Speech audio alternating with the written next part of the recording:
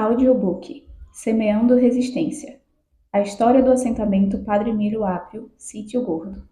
Autoria Leonarda Brito. Dedicatória. Dedico este livro aos moradores do assentamento Padre Emílio Apio, Sítio Gordo, ao Padre Emílio e demais companheiros externos que juntos lutaram. A Deus por permitir a todos nós vivenciar esses momentos e registrar essa linda história. Apresentação. Dentre as oportunidades que a docência me proporcionou e me proporciona, certamente duas delas me conferem um significado especial, trazendo grande realização profissional e pessoal. Uma delas é a possibilidade de extrapolar os muros das instituições de ensino e estar para a comunidade. E a outra é me deparar com estudantes, alunos e orientandos sedentos de fazerem a diferença no mundo e deixarem sua marca por onde passam. E assim é Leonarda Brito, estudante do curso técnico em agroecologia, dedicada, participativa, curiosa, ousada e sonhadora, que chegou em 2022 propondo um trabalho muito convidativo e bonito sobre as mulheres agricultoras. Eu, trabalhando com questões de gênero há uns 20 anos e naquele período um pouco adormecida com a temática, brilhei os olhos com a proposta. A partir do Programa Institucional de Bolsas de Iniciação Científica em Desenvolvimento Tecnológico e Inovação, PIBIT, do Instituto Federal de Alagoas, entre os anos 2022 e 2023, Leonarda desenvolveu, sob minha orientação, o trabalho Gênero e Agricultura Familiar, experiências, vivências, valores, representações e atuações de mulheres em assentamentos na zona da Mata de Alagoas, resultando num lindo documentário chamado Cultiva Maria. Mas seu desejo de aproximar a academia da realidade local e a realidade local da academia não parou por aí, e seu legado vem agora na forma deste livro, também resultante do Programa Institucional de Bolsas de Iniciação em Desenvolvimento Tecnológico e Inovação, PIBIT, do Instituto Federal de Alagoas e sob minha orientação, entre os anos 2023 e 2024, do projeto Perspectivas Femininas na História do Assentamento Padre Emílio Apio, em União dos Palmares, Alagoas, produção de e-book e de audiobook com experiências e vivências. O presente livro, Semeando Resistência, a história do assentamento Padre Emílio Apio, Sítio Gordo, traz um resgate da história do referido assentamento de reforma agrária, de uma forma clara, simples e objetiva, mas com uma riqueza de informações que não seria possível sem a participação dos próprios moradores. Faz isso, então, através da memória e da voz dos moradores assentados, pelas entrevistas narrativas, mas também com registros históricos e trabalhos científicos. Através deste livro, Leonarda Brito busca produzir fontes que as futuras gerações poderão acessar, contribuindo para a preservação da memória e da história daqueles que vivem em assentamentos, perpetuando o legado de luta pela posse da terra. Assim, traz a história, a luta e a posse da terra, destacando momentos importantes para a comunidade, apresenta um acervo com fotografias que registram as conquistas da comunidade e participações em eventos, apresenta pessoas ilustres e de grande importância para os assentados e ainda oferece a possibilidade de acessar vídeos através de QR Code. Sem dúvida, este livro é um trabalho de muita relevância, fruto de uma preocupação legítima em documentar e registrar a história, entendendo que a memória é uma construção social, é individual e coletiva, é identidade. Mas entendendo também que a história não acaba aqui no agora, ela continua e se reescreve, com novos desafios, novas lutas, novas posses, novas conquistas e novos acervos, pois, ao lado de uma história escrita, há uma história viva, que se perpetua e se renova através do tempo. Terezinha Bernardo. Apresentação do livro feita por professora doutora Jéssica Cecília Carvalho da Silva, orientadora. Capítulo 1. História. O assentamento de reforma agrária Padre Emílio Apio, Sítio Gordo, situa-se no município de União dos Palmares, cidade localizada a 76 quilômetros da capital do estado de Alagoas, Maceió. Segundo Diegues Júnior, 2006, Os primeiros assentamentos do que hoje corresponde ao território da União dos Palmares surgiram por volta do século XVI, época em que ainda fazia parte da capitania de Pernambuco e era integrada à Atalaia, quando os escravos africanos formaram o Mucambo Macaco ou Cerca Real dos Macacos. Atualmente referenciado como Quilombo dos Palmares, a resistência desse grupo era composta, principalmente, por refugiados africanos escravizados. De acordo com os documentos que remontam a este período e pesquisas arqueológicas realizadas no local, a cultura indígena e seus valores foram fundamentais para a sobrevivência dos quilombolas na Serra da Barriga, pois é comprovado que houve a presença dos povos originários há centenas de anos antes da chegada dos europeus ao Brasil e da formação dos quilombos, evidenciando também que a presença humana nesta região é anterior à chegada dos colonizadores. O Quilombo dos Palmares, que possuía como líder Zumbi dos Palmares, resistiu de 1597 a 1694. De grande importância social e histórica, é considerado a maior resistência da América Latina contra a escravidão, símbolo de luta e liberdade que inspira sua descendência até a atualidade. Quase um século depois dessa resistência, o Quilombo dos Palmares foi derrotado pelas forças coloniais. Após o fim do quilombo, a região de União dos Palmares é monopolizada pelos abastados senhores de engenhos e passa a desenvolver-se socialmente e economicamente através da produção açucareira. De acordo com Santos, 2019, página 3, no século XVIII surgem as primeiras habitações em meio à capela de Santa Maria Madalena, santa que se torna a padroeira do lugar. Dado o seu crescimento, no século XIX, passa a se chamar de Vila Nova da Imperatriz, ou Imperatriz, sendo desmembrada da comarca de Atalaia. Em fins do Império, Imperatriz foi elevada à condição de cidade, passando a chamar-se de União, até que em 1943, Decreto-Lei Estadual número 2909, de 30 de dezembro de 1943, foi incluída em seu nome Palmares, tornando-se a cidade de União dos Palmares, retornando a aludir e relembrar o passado histórico desse território de zona açucareira. O presente espelha o passado, e atualmente as terras de União dos Palmares, em sua maioria, ainda se concentram sob o domínio de grandes produtores, ao passo que os povos originários e seus descendentes ainda lutam e resistem para libertarem-se de seus opressores e reaver territórios.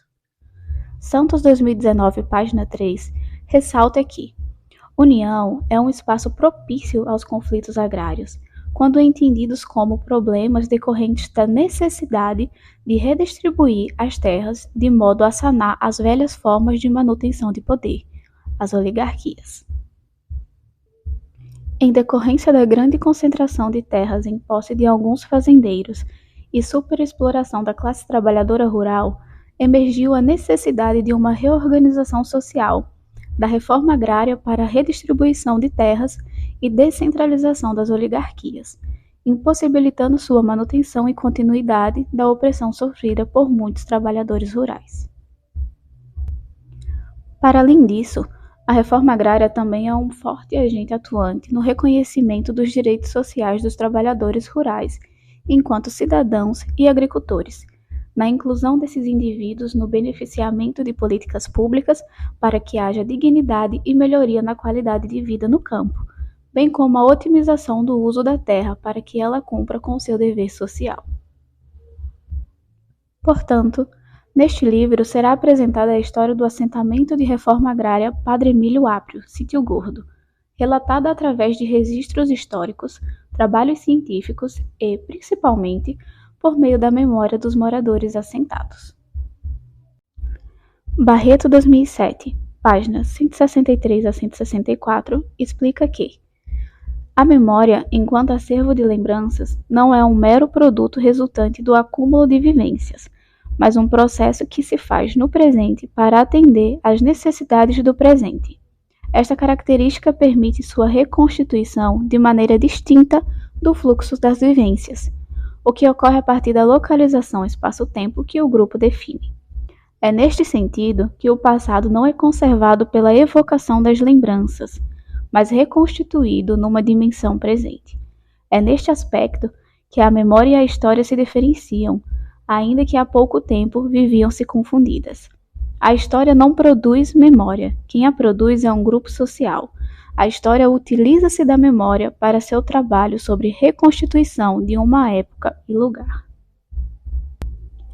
De acordo com Burke 2000, página 7, pode-se descrever a memória como uma reconstrução do passado, que por vezes exerce a função de auxiliar no processo de reconstituição da história produzida por um grupo social em determinado período e espaço.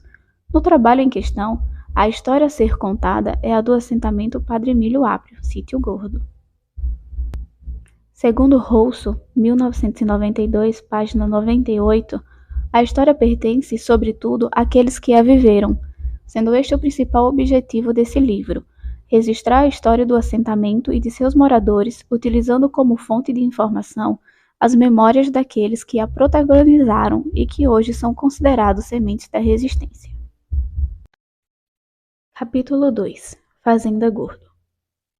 A Fazenda Gordo, segundo a documentação da Comissão Pastoral da Terra de Alagoas, pertencia ao senhor Espólio de Walter Valente Accioli e possuía uma área equivalente a 121 mil hectares. Para além das terras do atual assentamento, Walter Accioli também era proprietário da Fazenda Pindoba e juntas as duas propriedades contavam com aproximadamente 665 mil hectares. Com um grande poder de mando, Accioli era visto por muitos moradores da época como um homem de grande autoridade. Possuía como principal negócio a produção e comercialização da cana-de-açúcar, cultura de grande importância econômica para a região, além do arrendamento de terras. Silva et al., 2018, página 18, relata que, até a década de 80, 36 famílias de poceiros viviam no que hoje é o assentamento Padre Emílio Aprio como arrendatários de terra para garantir a sobrevivência de suas famílias. Estes rendeiros, além dos trabalhos realizados para a fazenda, produziam suas economias, o que gerava muita exploração por parte dos fazendeiros, pois, além de trabalharem na produção da fazenda como fumo e cana, trabalhavam com suas famílias na terra arrendadas, com lavouras de safra longa, macaxeira, inhame, raízes e frutíferas, ou imediata, verduras verdes como coentro, couve e pimentão, além da criação de animais. Segundo os relatos dos moradores do assentamento que foram entrevistados, os arrendatários de terras deveriam pagar anualmente o foro de lavoura branca para que lhes fosse permitido morar e cultivar nas terras arrendadas, sendo o valor do foro proporcional à quantidade de hectares arrendados pelo poceiro. Um recibo de pagamento datado de 19 de janeiro de 1994 mostra que o valor a ser quitado naquele ano por uma das arrendatárias da fazenda equivalia a 22.500 cruzeiros de réis, por uma área de 7,5 hectares. O pagamento anual do foro era uma das maiores preocupações dos rendeiros, pois encontravam dificuldades em pagar o elevado valor cobrado e, simultaneamente, suprir as necessidades pessoais e familiares, fatores que colaboraram para que muitos vivessem em situações de subsistência. No trecho a seguir da entrevistada 3, podemos observar que a maior parte do que era produzido e ou criado pelos moradores era destinado ao pagamento do foro. Na época, na terra da minha mãe, nós criava ovelhas, cabras, vendia todo ano as crias para pagar o direito de foro do homem. Criava galinhas, mas era pouco, mais para consumo. Nós vivíamos do plantio de macaxeira, batata, milho, feijão e fava. Nós vivíamos assim. Entrevistada 3. Outra forma de pagar o foro relatada pelos moradores era através da troca, pois além da produção de cana-de-açúcar, o fazendeiro possuía a criação de animais como gados, bodes, cabras, porcos e galinhas. Desta forma, caso o devedor também criasse esses animais e quisesse usá-los como forma de pagamento, o patrão enviava um de seus trabalhadores para avaliar quanto valia a criação. Caso ela ultrapassasse o valor do foro, ele pagava pelo excedente, e caso faltasse, o morador cobria o valor para quitar a dívida. Por ser um grande produtor de cana-de-açúcar, o fazendeiro também contava com trabalhadores que residiam na fazenda e não pagavam o foro, pois seu trabalho era exclusivamente na produção da propriedade. O local de cultivo era uma área separada de onde os poceiros tinham suas posses. Entretanto, era comum que eles fossem contratados como diaristas para trabalhar no cultivo de cana-de-açúcar. No trecho a seguir, o entrevistado 2 relata: quem residia na fazenda não pagava foro, mas trabalhava na fazenda, trabalhava e ganhava. Os poceiros tinham que pagar o foro. Os poceiros também trabalhavam na fazenda. O que trabalhavam, eles recebiam. O foro era dos poceiros. Se os filhos dos poceiros quisessem trabalhar na fazenda, trabalhava também. Aí já recebia por fora. Era diferente, tinham os dois lados. Entrevistado 2. Os moradores entrevistados contam que muitos rendeiros não tinham como alternativa trabalharem em suas posses, seja por ser uma área pequena que não conseguia produzir o suficiente, por ser um local inviável para o cultivo ou por não ter condições de investir na área. Portanto, só possuíam o trabalho na fazenda como fonte de renda. Da entrevista 1, destaca-se a seguinte fala: aí, nessa época, esse mesmo pessoal, como meu pai, minha mãe e pai de muita gente e muitas famílias, trabalhavam para ele, porque não tinham outro meio de trabalho. Então tinham que trabalhar para o fazendeiro, que era dono das terras. Na fazenda do patrão, eu fazia o que ele mandava fazer. Cortava cana, limpava mato, cavava suco, roçava mato, essas coisas. Fazia o que o patrão mandava fazer. Entrevistada 1. No que se refere ao relacionamento dos moradores com o fazendeiro Walter Accioli, foi unânime durante os relatos que tratava-se de um homem bom. Entretanto, o maior contato dos poceiros era com seus filhos, em especial o Valmir Accioli, que é relatado como um homem violento e que não respeitava os mais pobres. A entrevistada 1 relembra que, pelo menos comigo, ele não prestava não. Ele não tinha respeito por ninguém. Ele dava pisa, ele dava lapada, ele dava empurrão, ele queria matar, ele queria chegar com o carro, encostar e jogar o cabra para fora, tirar da posse de onde morava, como ele fez com muita gente aqui. Ele era sei lá, que ele era um coronel, pobre não tinha valor de forma nenhuma para ele. Entrevistada 1.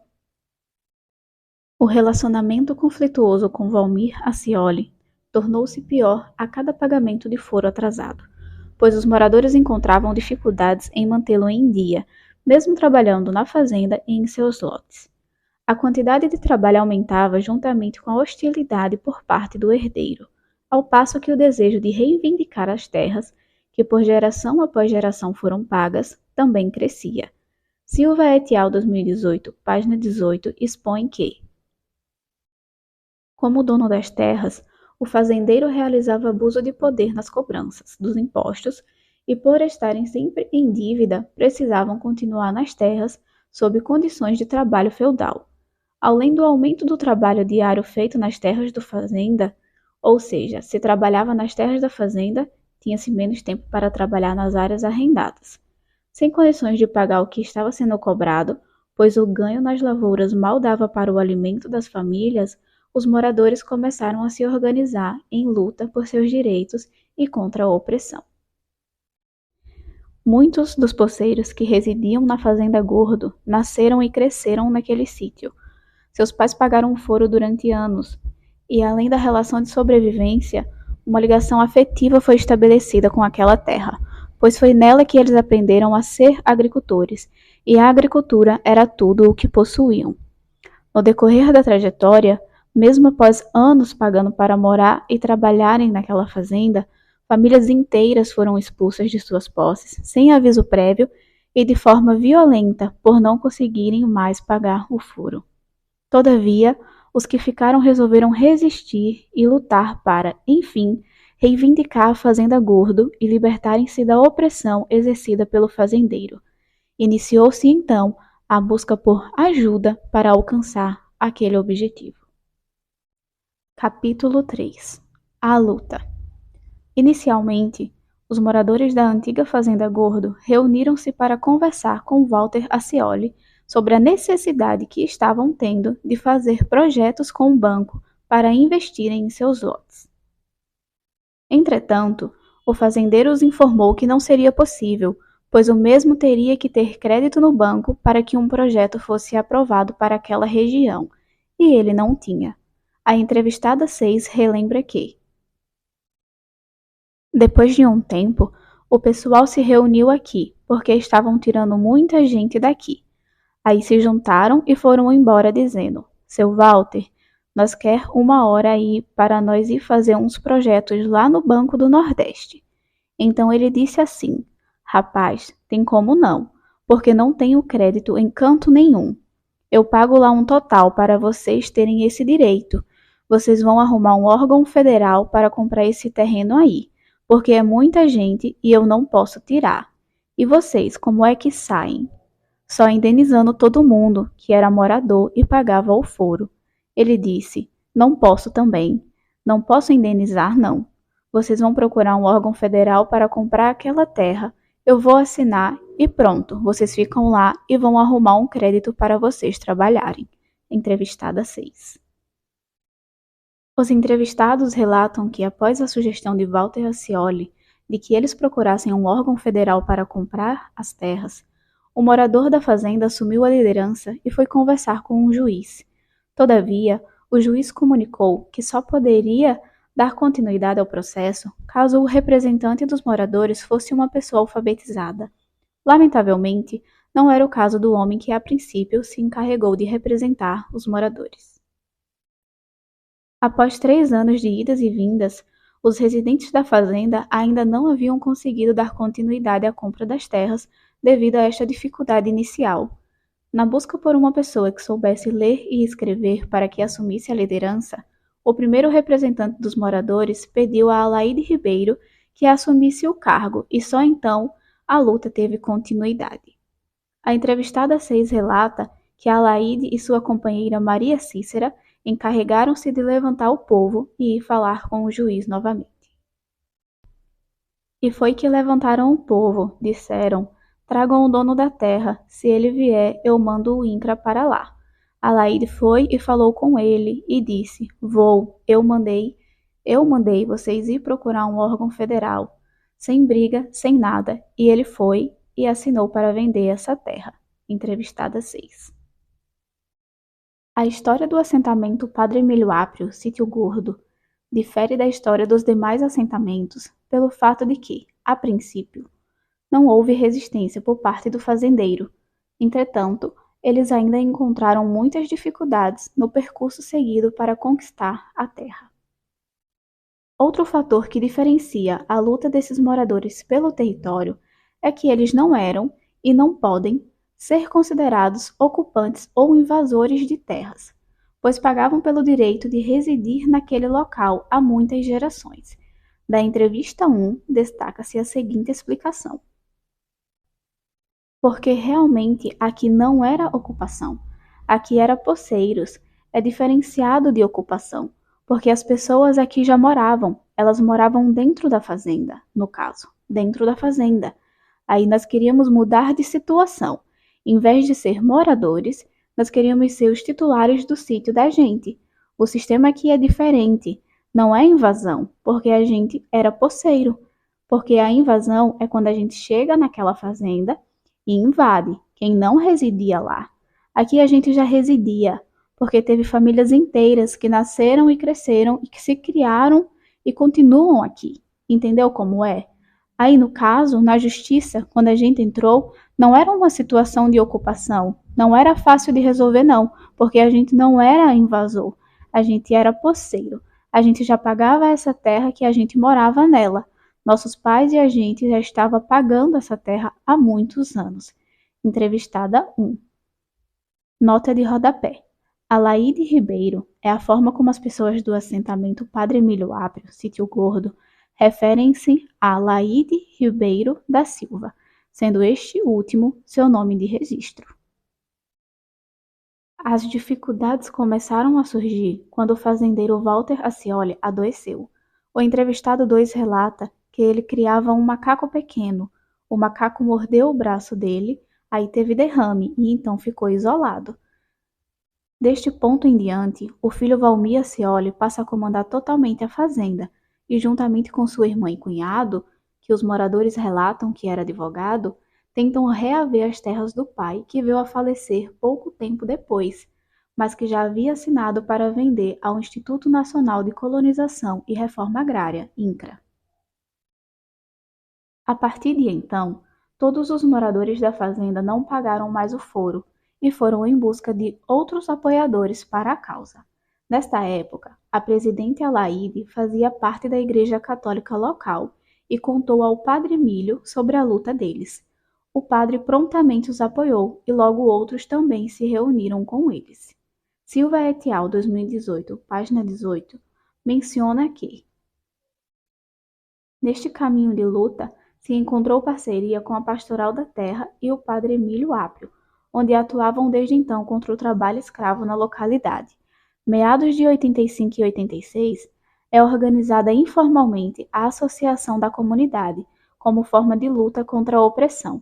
Neste momento, a Pastoral Rural começa a acompanhar a luta dos moradores, poceiros do Gordo, com colaboração do padre Emílio. Em 87, inicia-se o apoio à luta pela terra com a CPT, Comissão Pastoral da Terra, tendo um processo de afastamento por questões de ameaças em 89 e voltando em 98. O entrevistado 2 relata que, para formar a Associação dos Moradores, foram escolhidas 9 pessoas, os mais velhos, que eram os cabeças, e os filhos para serem secretários, pois os filhos tiveram acesso à escola e sabiam ler e escrever. Alaide Ribeiro permaneceu como presidente da associação neste período. Em determinado momento, a liderança foi transferida para o morador Tutu. Ele ficou por 1 ano e depois restituiu o cargo para Alaide, que permaneceu como presidente do assentamento até o ano de 2014. Neste percurso, os poceiros relatam que algumas famílias receberam ameaças por parte de Valmir Acioli e seus familiares. Ele realizava visitas para conversar com os moradores, levando consigo armas que sempre ficavam visíveis. A entrevistada 4 relembra que, em uma dessas visitas, o fazendeiro a princípio acusou seu pai de reunir os moradores para irem a Maceió tirar suas terras. Depois jogou-se ao chão, pedindo intercessão em nome de Deus, para que os poceiros negociassem com ele para pagar os furos que já estavam atrasados em 2 anos.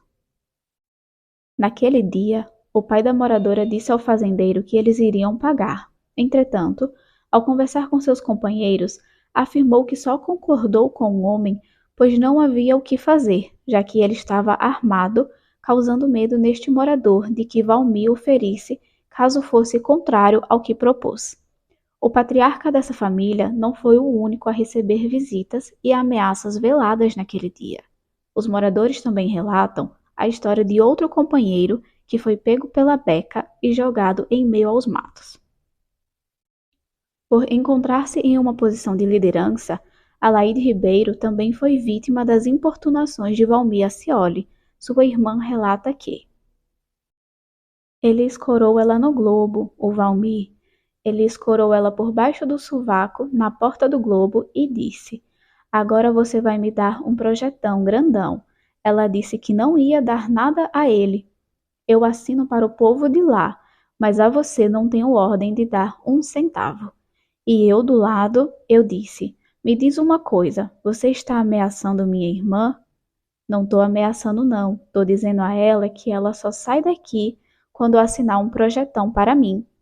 Dinheiro para ele, que ele era bravo.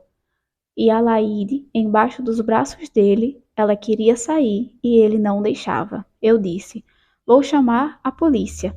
Aí ele soltou e foi embora. Nunca mais conversou com ela. Entrevistada 6. Geralmente, em processos de reivindicação de terras, existe muita repressão policial, que ocasiona, em alguns casos, em violência. Na história em questão, os moradores relatam que o comparecimento policial na fazenda, naquela época, era para proteger os poceiros das ameaças do fazendeiro e não para reprimi-los. A presença de representantes da CPT e dos direitos humanos também era requisitada nesses momentos de tensão.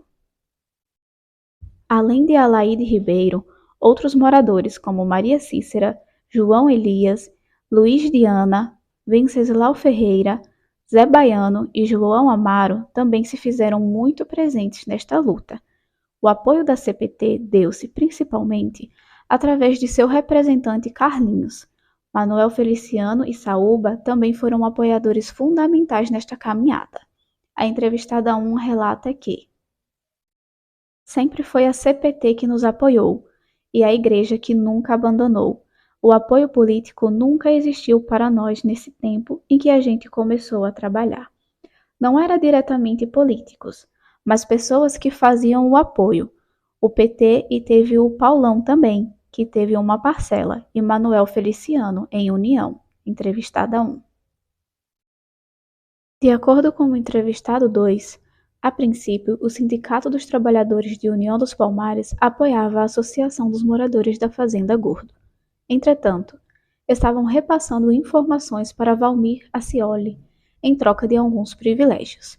Ao descobrirem o falso apoio, os poceiros decidiram permanecer apenas em companhia da CPT e intensificaram a luta. O entrevistado 2 relembra que, quando nós descobrimos sobre o sindicato que apoiava para levar a conversa, nós abandonamos o sindicato e ficamos só com a CPT. Foi aí que começamos o movimento todinho. A gente ia para Maceió, acampava na lona em Maceió, protestos. Nós ficávamos no INCRA, no centro, na praça. Acampamos também no IBAMA, nós ficamos no Correio, no IBAMA. Em todo canto a gente acampava, mas o forte mesmo era acampar no INCRA. Polícia invadia para tirar, mas a CPT já tinha mostrado o apoio. Aí nesse tempo, o Paulo, que era deputado estadual, aí ele apoiou o movimento. Aí a polícia ia dar a guarda. No começo era para tirar, depois era para ajudar. O bom foi que os direitos humanos entraram. Aí a CPT deu bastante apoio. A polícia ficava, mas para proteger a gente, porque o pessoal poderiam se revoltar, porque as ruas estavam fechadas, né? Estava proibindo o movimento da cidade. Aí a luta continuou. Entrevistado 2. Foram muitos anos de idas e vindas. A entrevistada 3 recorda que nós fomos lutar. Fomos para as pistas, fomos passar 2, 3 dias de caminhada, passando fome e sono. A entrevistada 1 complementa dizendo que teve bastante protesto. Teve em União, a gente fez em União, nós fechamos pistas, nós fomos para Maceió, para Messias, para Branquinha, Frecheiras, pois essa era uma forma de expor ao povo o que estava acontecendo. Havia também a peleja de quem ficava em casa cuidando das gerações futuras e provendo para que nada faltasse aos que, em breve, retornariam para casa. A entrevistada 4 traz à memória que seu marido saía na segunda e voltava na sexta, passando a semana toda fora de casa. Eu ficava em casa com os meninos, trabalhando na roça enquanto ele lutava para ganhar as terras, passando fome, sede e dormindo embaixo de lona. Às vezes não tinha água, não tinha comida, passava necessidade lá, né? Aí chegava sexta-feira, todo grudento e sujo, e eu ficava lá com os meninos, lutando. Quando as mercadorias estavam boas, que era dia de feira, eu tirava e ia para a feira, comprando as coisas que faltavam em casa e voltando para casa. Quando não era assim, passavam uma semana, 15 ou 3 dias, e eu estava lá na luta, trabalhando, colhendo e vendendo na feira. Entrevistada 4. Foram 17 anos de luta. Durante esse percurso, alguns dos companheiros vieram a falecer. O entrevistado 2 relembra-os. Um dos líderes morreu, que era João Amaro, aí entrou o filho. Morreu seu Venceslau, também o filho assumiu. Depois seu Luiz Diana morreu, mas continuamos. Zé Baltazar também foi um dos poceiros que faleceu durante a caminhada. Os moradores relatam que eles estavam voltando de um protesto quando, ao atravessar a pista, Zé Baltazar foi atingido por um carro. Em memória dos que partiram, eles continuaram a luta que juntos iniciaram.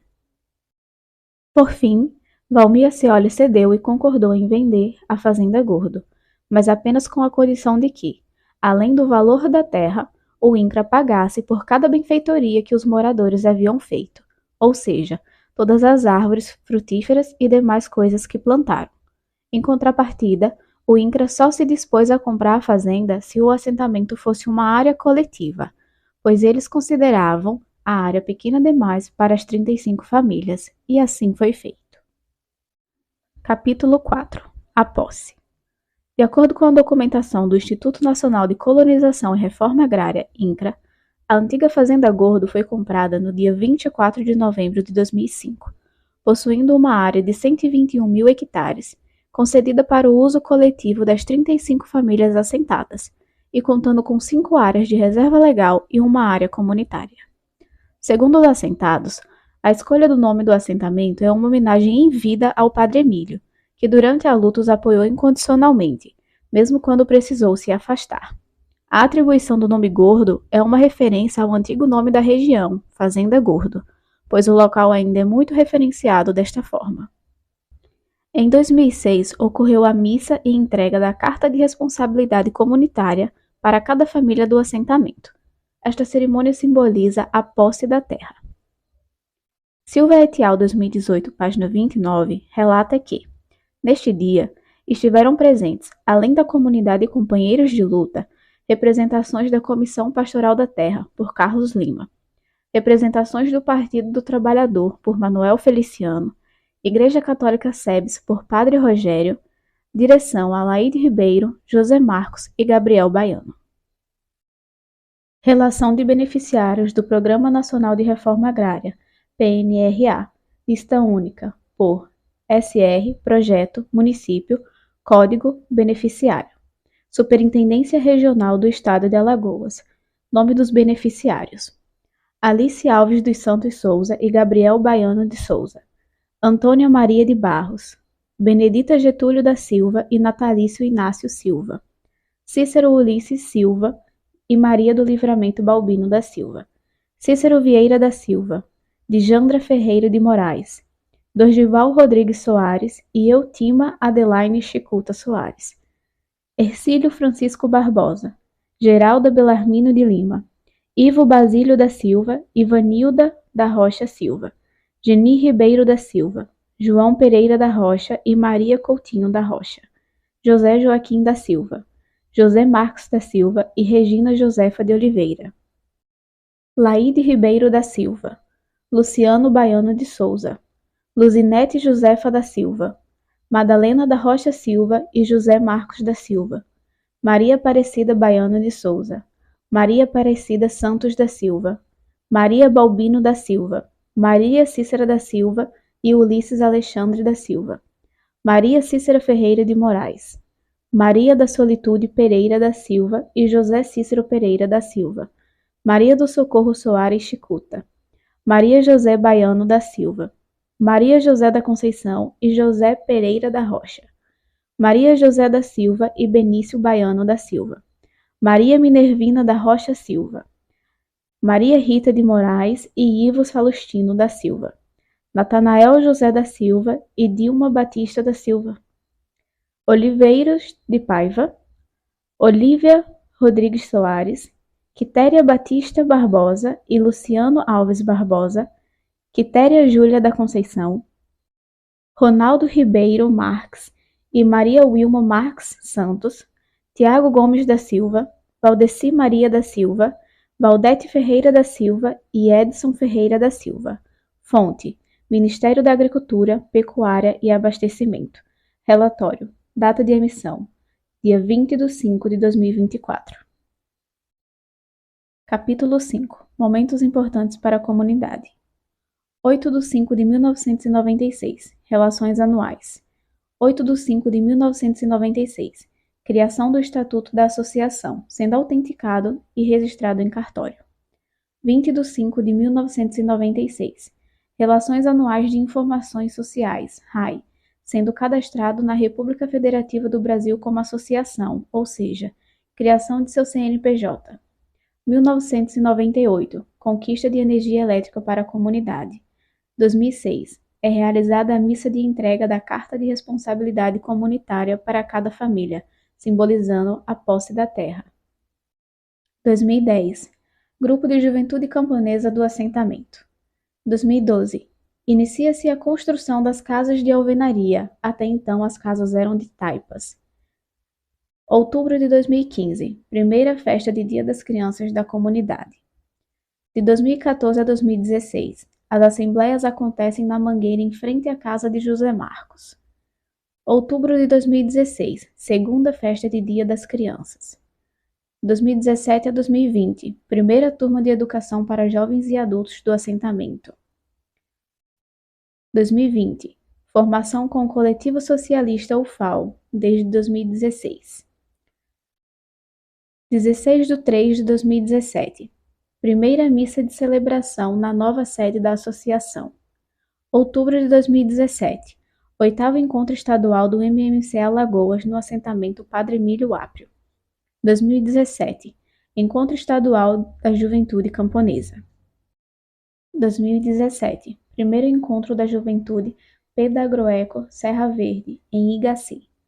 3 de 2 de 2018, jovens do assentamento Padre Emílio Aprio participam do curso Lenin Caruaru. 5 a 7 de março de 2018, assentados participam da 29ª Assembleia Estadual da CPT Alagoas, em Barra de São Miguel. 8 de 3 de 2018, Marcha das Mulheres em Maceió. 5 de 4 de 2018, Jornada Comunitária na Comunidade. 12 de 4 de 2018, começa o reboco da sede. 26 de 4 de 2018, a comunidade recebe a saúde no campo, primeira área agrária a receber a ação. 20 de 5 de 2018, a comunidade recebe a visita da imagem de Nossa Senhora de Lourdes. 31 de 5 de 2018, jovens do assentamento Padre Emílio Aprio participam do Encontro Nacional de Agroecologia, em Belo Horizonte. 20 de 6 de 2018, presidente da Associação dos Pequenos Produtores do assentamento Padre Emílio Aprio compõe o Conselho de Alimentação Escolar. 26 de 11 de 2018, Encontro Estadual de Mulheres Camponesas. 8 de 3 de 2019, assentados participam de um protesto. 2019, apresentação do livro História em Memórias, construído pela comunidade. 2019, consultoria dos assentados com o SEBRAE. 2019, a Associação do Assentamento participa no Conselho Municipal de Saúde. 2019, segundo encontro da juventude no movimento das mulheres camponesas. 2019, entrega do posto de saúde da comunidade. Nota de rodapé. O posto de saúde da comunidade recebeu como nome Alaide Ribeiro da Silva, em homenagem à primeira líder do assentamento. 15 de 10 de 2019, Festa das Crianças e formação da Ciranda Infantil. 22 de 10 de 2019, participação no Seminário das Mulheres Camponesas realizado no assentamento Dom Helder Câmara. 5 de 2 de 2020, Encontro Estadual com a Juventude dos Movimentos Sociais pela Vida e por Direitos. 14 de 7 de 2020, assentados apoiam a aprovação do projeto de lei 735 contra a fome. 2021, a Associação do Assentamento inicia o segundo mandato no Conselho Municipal de Saúde. 25 de 12 de 2021, comemoração do Natal na comunidade. 1 de 2022, mulheres do assentamento e a associação participam do projeto Doar para Transformar, da SESI. 2 de 2022, curso de poda com os assentados. 5 de 2022, o assentamento recebe sementes do programa Planta Alagoas. 2022, as mulheres do assentamento participam da cozinha solidária do MMC para ajudar as famílias de Rocha Cavalcante no pós-enchente. 2022, programa Azul e Rosa nas comunidades rurais para a prevenção do câncer de mama e próstata. 2 de 2023, a comunidade recebe a visita de Nossa Senhora de Lourdes. 2 de 2023, distribuição dos kits de instrumentos agrícolas para as mulheres camponesas do assentamento. 5 de 2023, comemoração do Dia das Mães na comunidade. 7 de 2023, assentados participam do projeto Conexão pela Vida, doando sangue no Hospital Regional da Mata. 8 de 2023, comemoração do Dia dos Pais na comunidade. 2023, o assentamento recebe o kit de arados da Codevasf. 8 de 2023, as mulheres do assentamento participam da Marcha das Margaridas no Distrito Federal. 9 de 2023, jovens do assentamento participam do Encontro Estadual da Juventude Camponesa, CPT. 10 de 2023. Entrega de alimentos para o Programa de Aquisição de Alimentos Municipal. 10 de 2023. As mulheres do assentamento participam do Encontro Estadual de Mulheres Camponesas CPT Alagoas. 2023. Comemoração do Dia das Crianças na Comunidade. 2023. As mulheres do assentamento participam do encontro em comemoração aos 40 anos do Movimento de Mulheres Camponesas em Chapecó. 11 de 2023. Comercialização de produtos feitos no assentamento na Feira Nacional Saberes e Sabores da Agroecologia e Economia Solidária do Congresso Brasileiro de Agroecologia, que ocorreu no Rio de Janeiro. 6 de 2024. Encontro Regional da Mata, sediado no assentamento Padre Emílio Aprio, Sítio Gordo. Capítulo 6. Acervo da Comunidade. Este capítulo conta com 4 QR Codes, um poema e 49 fotos que registram os seguintes momentos da comunidade. Missa de Posse, 2006. Primeira Escola da Comunidade, 2007. Formação com a CPT, 2009. Romaria da Terra, 2012. Terceiro Encontro Estadual da Juventude Camponesa, 2015. Primeira Festa de Dia das Crianças da Comunidade, 2015. Poema Comunicação na Comunidade. Na nossa comunidade, temos uma comunicação diferenciada.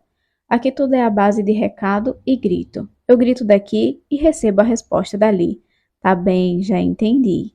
Pois é, o celular, o recado, o grito é a internet. E a resposta vem bem rapidinho. Quando pensamos que está indo, já está vindo. Essa é a comunidade Gordo, em pleno gozo de sua comunicação.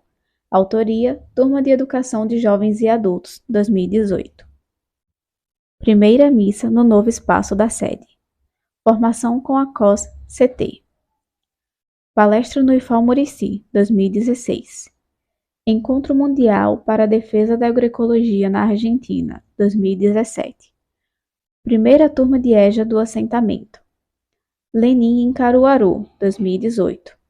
Outubro Rosa na comunidade. QR Code para acessar o projeto Mocambos. Protesto com as mulheres camponesas, 2019. Entrega do posto de saúde. Apresentação do livro para a comunidade. Consultoria com o SEBRAE. Turma da Educação de Jovens e Adultos da Comunidade. Conselho Municipal de Saúde com participação da associação. Segundo Encontro Nacional da Juventude e do Movimento das Mulheres Camponesas. Festa de Dia das Crianças e formação da ciranda infantil. Seminário das Mulheres Camponesas, sediado pelo assentamento Dom Helder. Festa de Dia das Crianças 2020. Sócios do assentamento 2020. Apresentando os resultados do livro em projeto Pedagroeco na Agra em Igaci. Ação nas feiras e projetos durante a pandemia. QR Code para acessar produção agrícola durante a pandemia. Mutirão de reflorestamento de matas ciliares, 2021. Comemoração do Natal na Comunidade, 2021. Entrega de alimentos para o PAA Municipal. Encontro Estadual das Mulheres Camponesas, CPT Alagoas. Curso de Poda, 2022. Assentados recebendo as sementes do programa Planta Alagoas, 2022. Cozinha Solidária e Comunitária das Mulheres Camponesas. Projeto Rosa e Azul nas Comunidades Rurais. Recebendo Nossa Senhora de Lourdes na Comunidade, 2023. Benefícios para as Mulheres Camponesas, 2023. Comemoração do Dia das Mães na Comunidade, 2023. Registro do atendimento de saúde domiciliar recebido pelos assentados. Comemoração do Dia dos Pais na Comunidade, 2023. QR Code para acessar tutorial de Madalena Rocha sobre como preservar suas sementes. Comemoração do Dia das Crianças, 2023. Encontro Estadual da Juventude Camponesa da CPT, 2023. Encontro Regional da Mata, sediado no assentamento, 2024. 40 anos do MMC em Chapecó, 2023. QR Code para acessar doação de ervas medicinais pela campanha Sementes da Resistência. Marcha das Margaridas no Distrito Federal, 2023. Participação na Feira Agroecológica do 12º CBA 2023. Kit de arado vindo da Codevasf. Participação no projeto de Sistemas Agroflorestais 2023. Projeto de extensão do IFAL Murici Mulheres Empreendedoras 2023. Projeto de pesquisa do IFAL Murici Livro sobre a História do Assentamento 2024. Capítulo 7. Homenagem aos assentados.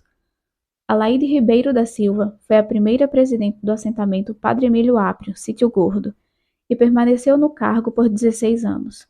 Sua força inspira os moradores da comunidade até a atualidade, onde ela é lembrada como uma das pessoas mais importantes para o assentamento. Durante a luta pela conquista da terra, foi o farol que guiou os antigos poceiros. Seus companheiros e companheiras de luta recordam que quando ela falava bora, eles a seguiam. Uma mulher resiliente, nunca desanimou diante das dificuldades e ameaças que sofreu. Uma mulher de fé, sempre acreditou que a vitória seria possível e era somente questão de tempo para que ela se concretizasse. Alaide faleceu em novembro de 2015 e o posto de saúde da comunidade recebeu seu nome como uma forma de homenagear essa grande líder.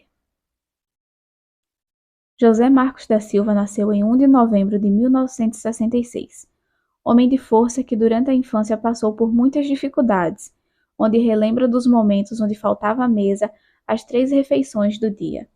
Tornou-se um homem exemplar, agricultor, esposo de Madalena Rocha e pai de Edivan, Edjavan, Edcleide e Edcláudia, seus maiores orgulhos.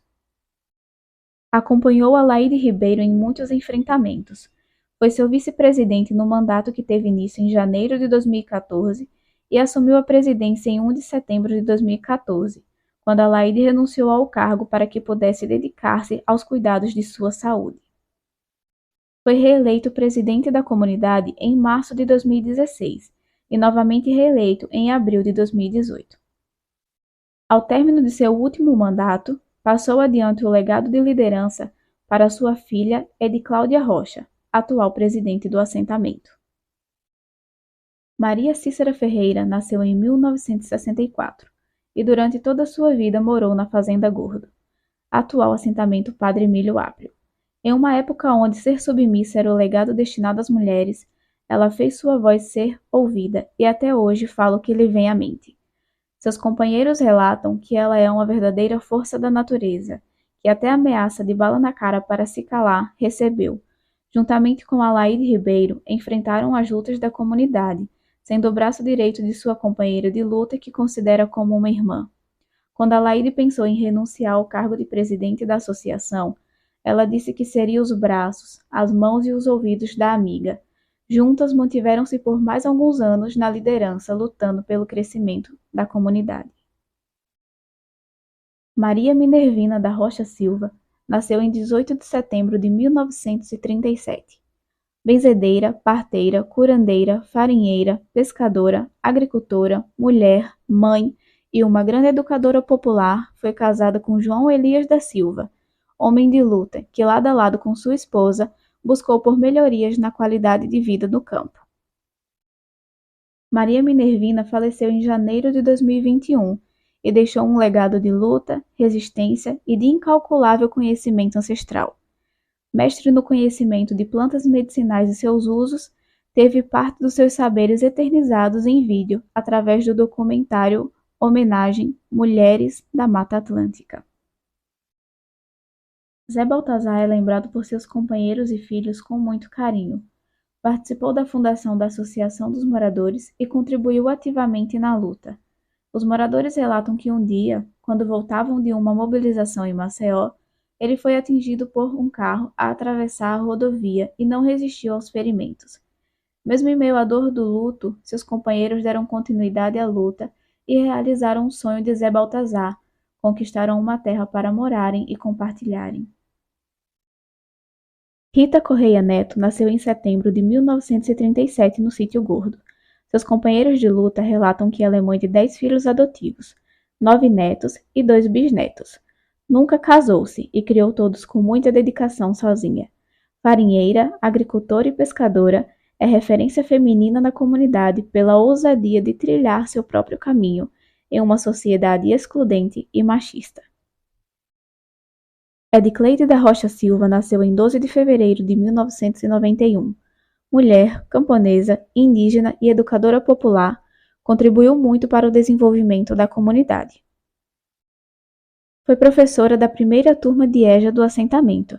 Em sua carreira acadêmica, graduou-se em Filosofia pela Universidade Federal de Alagoas, UFAL, 2016, fez mestrado em Educação pelo PPGE-CEDU e está cursando seu doutorado pelo PPGE-UFAL.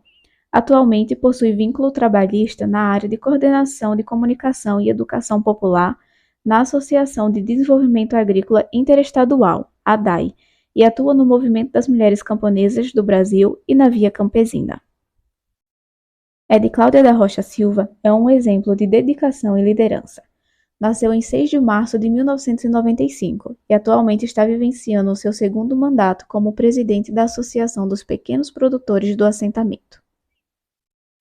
Mãe de 2 lindas meninas, esposa, agricultora, mulher camponesa, agente comunitária de saúde, digitadora e técnica em enfermagem, foi também secretária da associação durante o último mandato de José Marcos, de 2018 a 2020, onde posteriormente assumiu seu primeiro ano como presidente do assentamento, em 30 de novembro de 2020. Sempre em busca de avanços para a melhor acessibilidade dos seus, foi professora da primeira turma de educação para jovens e adultos da comunidade, e foi em seu mandato que conquistaram um posto de saúde dentro do assentamento. Edicláudia também faz parte do Conselho Municipal de Saúde do município e participa do movimento de mulheres camponesas, constantemente atuando em defesa das mulheres e contribuindo para a formação de uma juventude que luta contra a violência no campo. Capítulo 8. A história continua.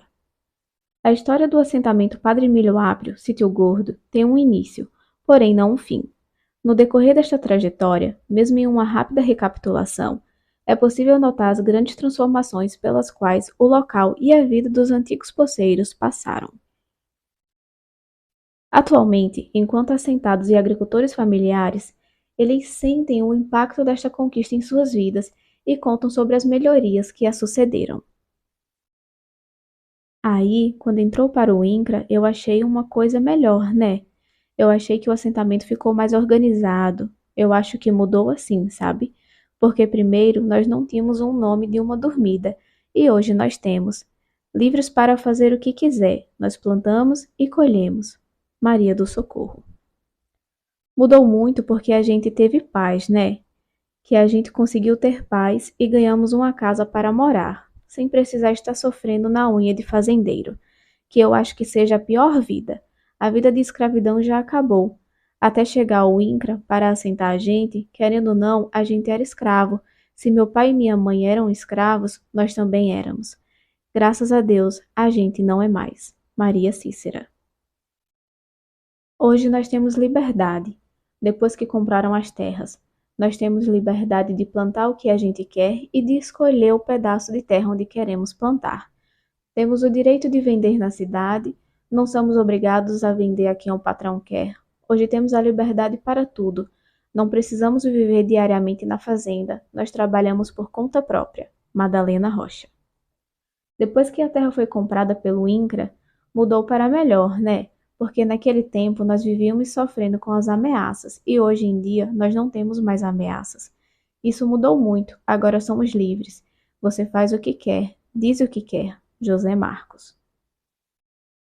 Mudou que antes a gente trabalhava e pagava renda, às vezes morava no sítio e nem dava para trabalhar, e agora dá. Antes o sítio era muito pequeno, mas agora tem um espaço bom. Tem uma casa para morar, que antes era casa de tijolo tapada com rolo de bananeira, e agora é uma casa boa, graças a Deus. Pelo menos quem for primeiro deixa para os filhos ou para os netos de herança. Maria Baiano. Nos dias de hoje, nota-se não apenas a mudança na vida dos antigos poceiros, como também na de seus descendentes. A história nos mostra que anteriormente as posses eram passadas de geração em geração. A dívida anual e o trabalho árduo, ao ponto de ser considerado como escravidão pelos antigos poceiros, era a herança a ser transferida à sua descendência. No presente, Os filhos desses agricultores detêm duas coisas pelas quais seus pais muito lutaram: oportunidade e liberdade. A oportunidade de morar em uma casa confortável, de ter à mesa todas as refeições diariamente, oportunidade de acesso à educação e saúde, de ter seu lote para trabalhar, bem como possuem a liberdade de escolher se desejam seguir na profissão de agricultor ou alçar voo e trilhar seu próprio caminho. Em consonância com seus pais, eles também são sementes da resistência. Participam ativamente da luta através do movimento das mulheres camponesas, do grupo Juventude Camponesa, representam no Conselho Municipal de Saúde, no Conselho Municipal de Alimentação Escolar e na Associação dos Pequenos Produtores do assentamento, bem como participam de todos os eventos realizados para promover e defender a agricultura familiar. Hoje, são eles que impulsionam e dão sequência aos trabalhos, pois entenderam que a história continua e a luta nunca para. Agradecimentos.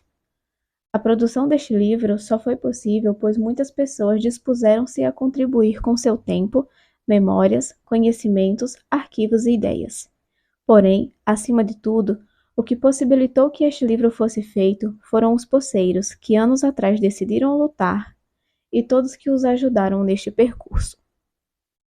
Portanto, primeiramente, os agradecimentos vão para Alaide Ribeiro, Maria Cícera, João Elias, Luiz Deana, Venceslau Ferreira, José Baiano, João Amaro, Zé Baltazar, José Marcos, Maria Baiano, Maria do Socorro, Geni Ribeiro e a todos os outros poceiros que saíram de suas casas para lutar.